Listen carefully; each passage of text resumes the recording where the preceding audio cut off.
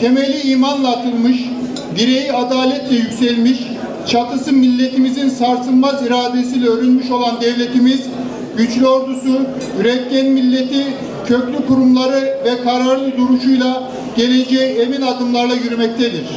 İşte bu köklü yapımız ve sarsılmaz birliğimiz sayesinde bu topraklarda artık umutsuzluğa, bölünmüşlüğe ya da karamsarlığa yer yoktur.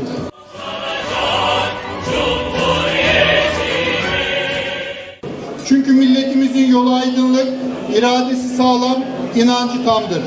Ve bu inanç var oldukça Türkiye Cumhuriyeti ebediyen payidar kalmaya devam edecektir.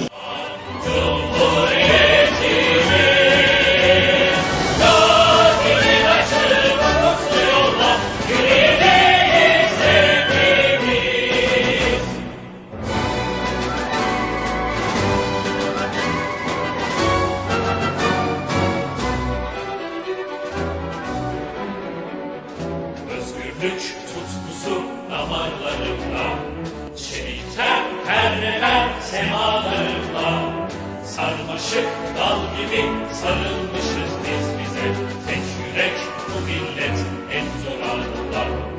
Düşmanlar bir olsa yağsa göklerden, denizler köpürse taşsa dağlardan, kimseye eğmedik boynunu